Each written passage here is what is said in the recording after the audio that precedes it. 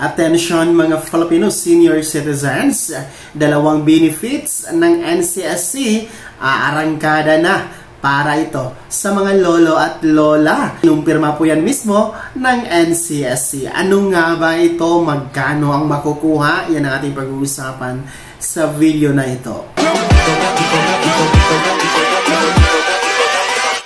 Hold up.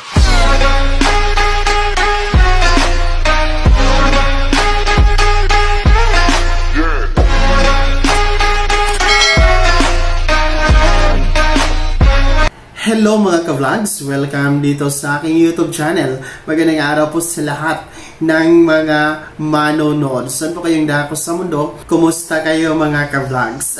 Dalawang benepisyo at ayuda na manggagaling sa NCSC or National Commission of Senior Citizens ang aarangkada na para ito sa ating mga lolo at lola. Mamaya-maya, pag-uusapan natin magkano nga ba ang inyong makukuha. Pero bago ang lahat, kung bago ka pa lang dito sa aking YouTube channel, o di kaya hindi ka pa nakasubscribe, i-click nyo muna ang ating subscribe button na nasa baba. Huwag nyo kalimutan na pindutin ang ating notification bell. Ilagay nyo po sa all para naman updated kayo sa lahat ng mga videos na aking i-upload.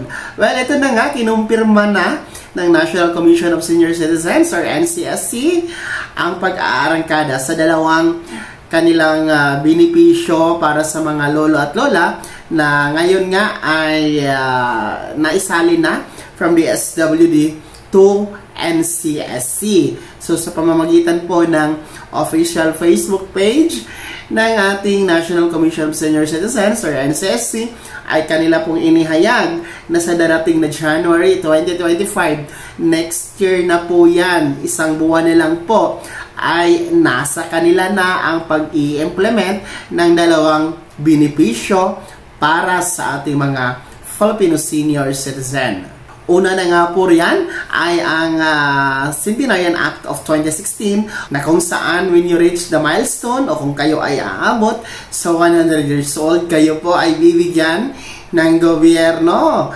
ng 100,000 pesos.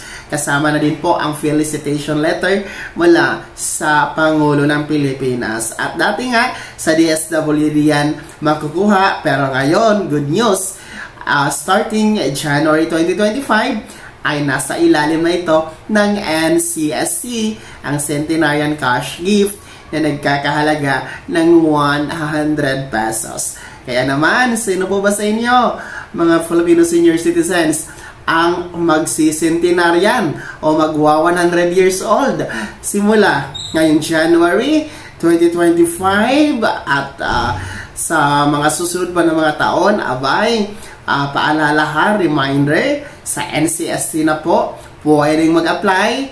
Ang NCSC na po ang mag-i-implement, magbibigay ng Centenarian Cash Gift na 100,000 pesos. Pangalawang benefits po na aarangkada na sa ilalim ng NCSC starting January 2025 ay ang Expanded Centenarian Act, mga ka-vlogs. Ito po yung pagbibigay ng advance o paunang cash gift habang nag-aantay sa pagiging centenaryo. Kasi hindi naman lahat umaabot talaga sa pagiging centenarian o 100 years old. Dahil nga po ayon sa isang pag-aaral, no, nasa 80 years old lamang, no, ang nakamatagal na lifespan ng isang Filipino. Kaya naman po, ang Centenarian Act of 2016 ay nirevisa. At ito nga po, ang Expanded Centenarian Act, kung saan po at the age of 80, 85, 90, and 95 years old, ay bibigyan po kayo ng gobyerno sa ilalim ng NCSC ng paunang 10,000 pesos cash gift. So, ito po ay insaktong edad na 80, 85, 90, at 95 years old. At paalala, hindi ito retroactive. Ibig sabihin, hindi ito hahabulin ha ang inyong edad. Halimbawa ngayon, kayo ay 80 years old. Pagsapit po ng January, sa implementation nito, ay kayo ay magiging 81 years old na. Abay, hindi po kayo mabibigyan. Hindi po ihahabol. No, mag-aantay pa kayo na mag 85 years old para makakakuha ng 10,000 pesos.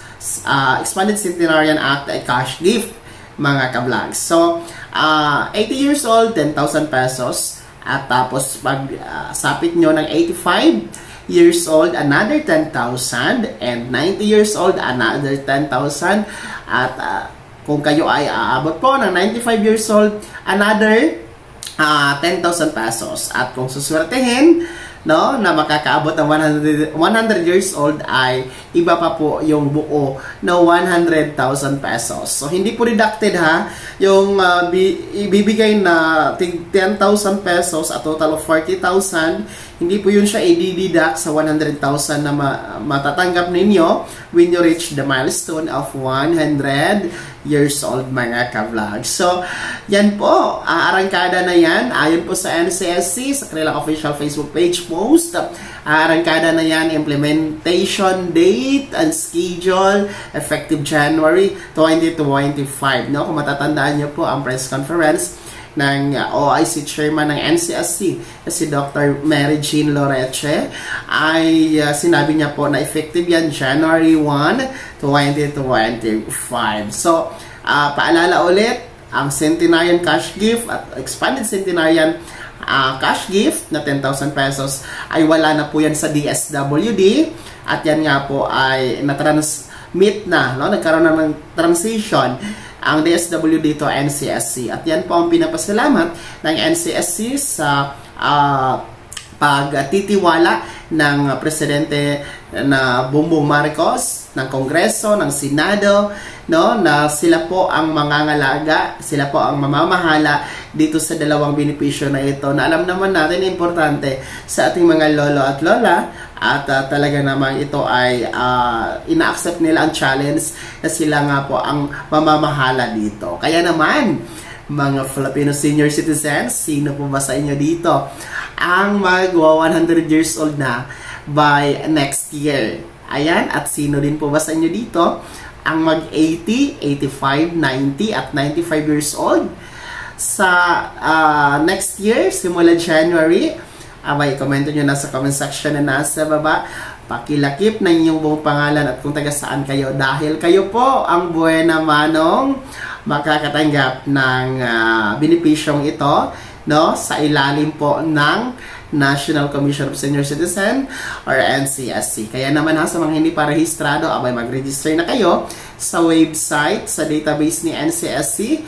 Ang website po ay ang www.ncsc.gov.ph. Kung hindi po kayo marunong mag-online registration, magpatulong lamang po kayo sa inyong anak or miyembro ng pamilya, ha, na marunong po sa gadget at online. At kung hindi naman po talaga kayo marunong totally, pwede kayong lumapit sa inyong Office of the Senior Citizen Affairs or OSCA office na nasa LGU ninyo. Handa po yan silang tumulong, mag-assist sa inyo para kayo ay rehistro sa database ng NCSC. Sa ngayon, nasa more than 7 million na po tayo na total registrants as of today, November 8, 2024. Kaya wag nang magpahuli at magparehistro na sa NCSC database para isa kayo sa makakakuha ng ayuda at benepisyo. Kasama na nga po itong Expanded Centenarian Act na 10,000 pesos at Centenarian Act na 100,000 pesos. Bago ako matapos sa video na to, kung gusto niyo pong sumuporta sa aking YouTube channel, maaari niyo pong i-click ang ating super text button na nasa baba. Sa mga gustong maging miyembro, pwede po i-click niyo po ang ating join button.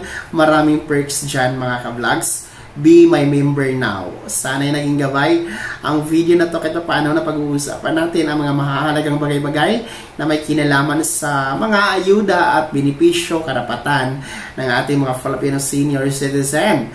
Kung hindi ka pa nakasubscribe dito sa aking YouTube channel, maaari nyo nang i-click ang ating subscribe button na nasa baba. Huwag nyo kalimutan na pindutin ang notification bell. Ilagay niyo po sa all para naman updated kayo sa lahat ng mga videos na aking i-upload. Maaari nyo ding i-like ang video na to.